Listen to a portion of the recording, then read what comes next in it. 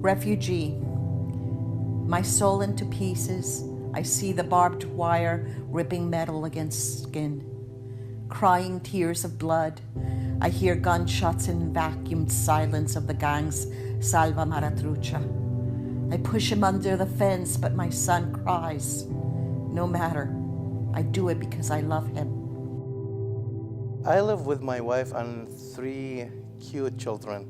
They are why, we are here to protect them. The refugees are just normal people who just trying to live their life in a better way than they were living in their home, and they are trying to do that in the most peaceful and a good way that they can.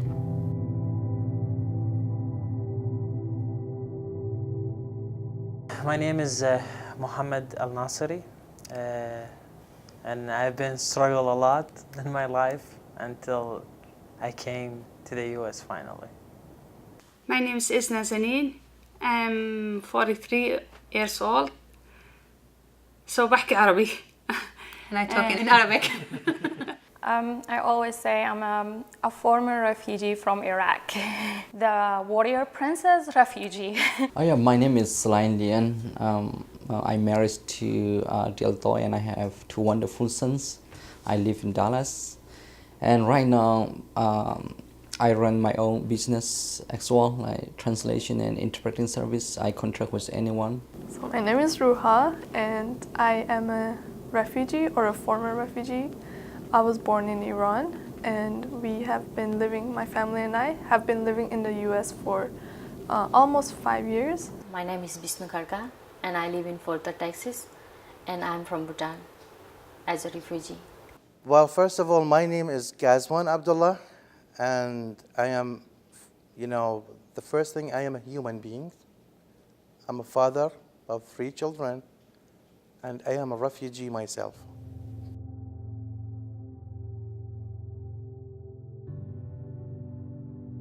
So let me tell you this, and maybe it's kind of something funny. Of course, you know what the definition of a refugee, that it's forced to leave his country. That a person that did not choose to leave the country, but he left the country, he fled the country because he was forced to leave that country because of discrimination, or political, disagreements or so, and there was a life threatening. So to save life, that person had to leave the country. So when I left the country as a refugee, and we went to Jordan as a second country, I have lived with the name refugee for 11 years. They became refugee not with their wants or desire. They were forceful to be a refugee. Nobody knows. One day you'll become refugee, right? Nobody knows what the situation, what the time is. We like to have a house, we like to have a car, we like to have fun. We are not from different galaxy. After I was admitted to the United States, I came here and there was another term added to it. I was given something called alien number. So when the alien number, that's the funny thing. It makes me feel that I am a person that come from a different planet, from Mars, for example, right? Because alien number, but also I used to that thing. After I received my permanent resident, right? Now, in the past, before that, when I admitted, I was called refugee. Now, after permanent resident, I am called former refugee. It did not change the fact I am a refugee. Maybe in 3 years from now, after I get my citizenship, I will be called a citizen, AKA former refugee. So a refugee, to be honest, it's a person that has a lot to offer. Only few people, they get opportunity to be a refugee. Refugee is a big experience in life. Only few people, they get these experiences. My experience in 20 years is very, very valuable. I know how to act when I have $0. I know how to survive when I have nothing. So only few people, they get this experience. Refugees did not become refugees out of their choice. They found themselves in this situation, and they are trying to do the best to provide for themselves and for their families. People make them refugee, you know. The situation make them refugee. That is not their desire to be refugee. So they are also a human, so they are not terrorists and all, you know. Don't forget that they have just lost that in their back country. They don't want to become refugees again. They don't want to have to go through this experience again. They don't want their children to have to deal with the trauma of that experience again. And we found our home. The United States of America has become our home. This is our final destination. So we are all working hard to make it better.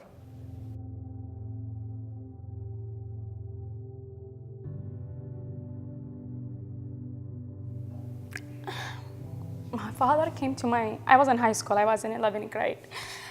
So I already knew that probably they're gonna call us from the UN. Usually they replace the calls from Jordan. And they say like, oh, you got accepted or something like that. But it was two, one of them good news and the other one was a bad news. On the same day, that's when we received. One of them was, we received the call saying that and you have only 3 weeks to pack and they will travel, like the entire family. And the other one was like my mom's, her aunt's husband was killed in a like they blew his car. He was in the defense ministry of Iraq over there, and he was like a grandfather figure to me because I already lost my grandfather years before.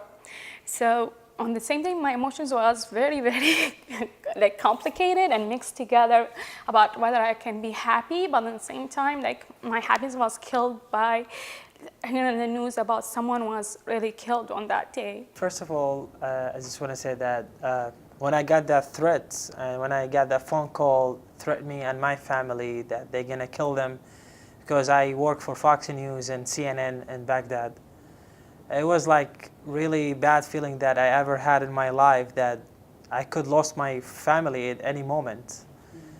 So when I went to my boss in Fox News channel and I told him what happened with me that day and about that phone call, he said, there is a new program that you can apply for refugee status and you might be gonna get it just because you're facing that threat.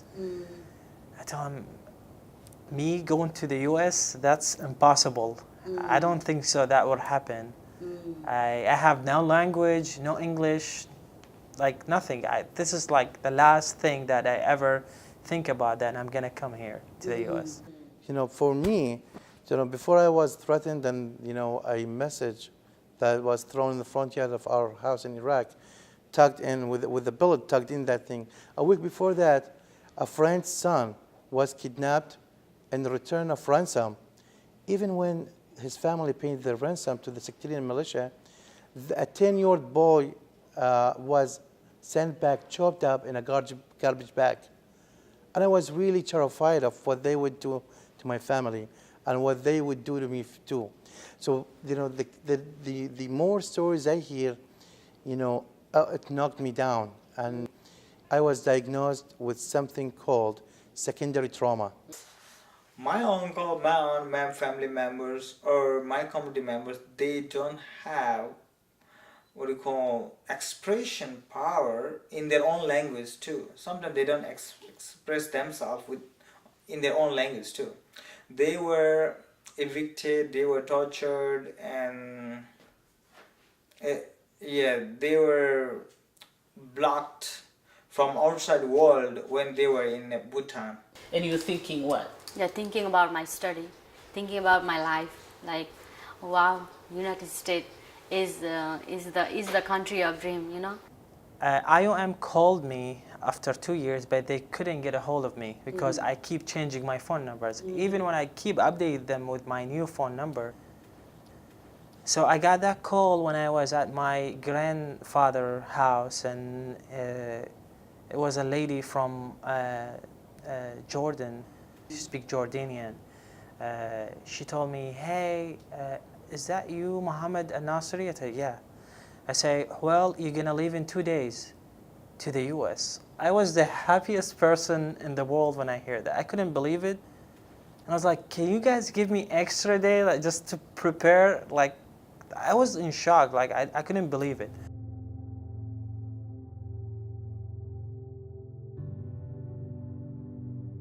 Also, it was another shock for my children when they started school. We enrolled our kids at a school, and they did not speak the language. Even, well, back in Jordan, they were at school. They take English classes, but it's not conversational. So just a few words. And, that was another challenge for my children. Besides the important thing, it's not their community. It's not the same environment. It's a totally different environment. So they were coming back from school every day crying. We want to go back to the same place we come from. I mean, if I had to compare it to 4 months living in Iran, it was more liberating, and it was... In which way? Well, first of all, I didn't have to wear the hijab when I went outside, whenever I did go outside. And there was no fear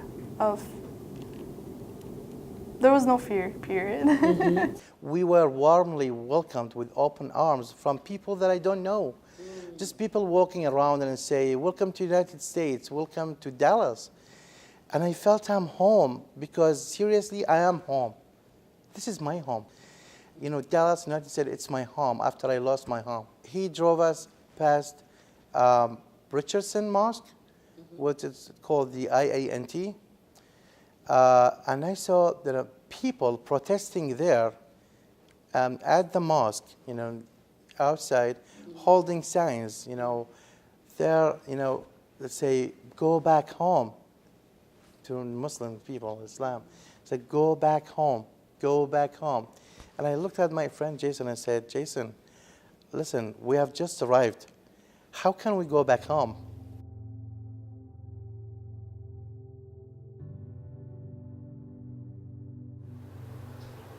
It's tough,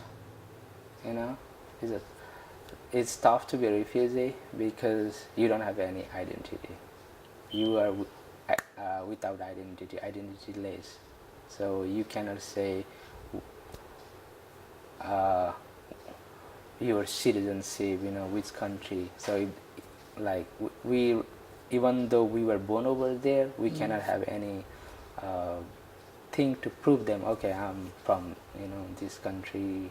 I don't know, it feels like I'm losing my identity because I'm kind of forgetting how to speak Farsi, but I'm not fully American. So it's weird.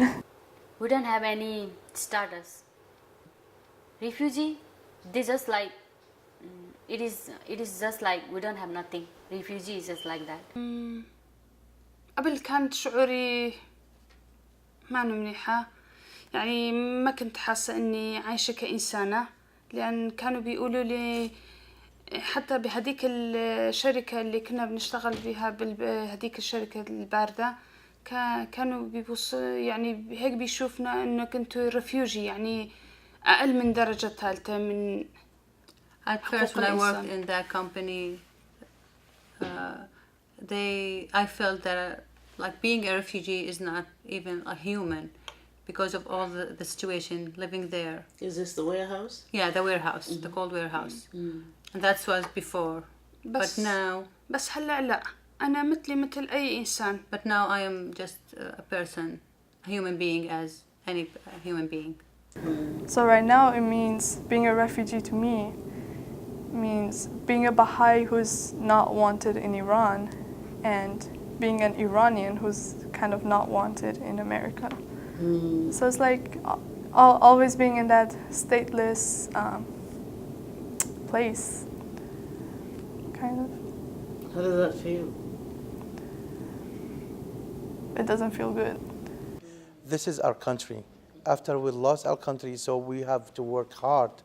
We have all to collaborate and, building, the better communities. In order for us to live in a good community, I think if you just treat each other and we see each other as we're humans, because we're the same, we have the same thing, eye, hair, nose, mouth, everything is the same. I don't think why we building barriers and telling you this is a refugee, this is from asylum, this is Cuban Peruvian, this is all those names. It just is not gonna lead us anywhere if we wanna be in our highest self and move into a new era of being just living in peace and harmony. I moved on because, United States of America opened its door to welcome me and my family, to live in peace and safety among all the, great American people. I came to this interview because I wanted the people who are interested in knowing more about the refugee is like to have a full picture or a better picture about their feelings and what their experience was and what it is now here in America. They will be something in the country. I'm sure they are willing to continue their education. They will not be. They're not going to depend on assistance here. If they get the opportunity, they'll start working. They start supporting themselves. As a refugee that have a lot of hopes and dreams and goals, and coming to here, it meant a lot to me to achieve all. I think there is no limit. So as a refugee, having all those hopes and dreams and goals, coming to a country that doesn't limit you with anything. My opinion, it's America, it's already great. They don't need to make it great again. And do you know the reason why it's America great? It's for the people who came all across, all abroad, and they reunited here in the States. Immigrants, refugees, people from Africa, and made it, made America great. So that's why America is already great. But the thing is that it could be a little better. This is my beloved country. And then remember me, refugiado, detail by bloody detail. Reflect on what it is I represent and memorize these tears of blood when you laugh at every refugee. I would just say, please be sensitive to other people's pains and don't just advocate for a cause that affects you. I think that America should take way more refugees than they're taking. 50,000 is just nothing.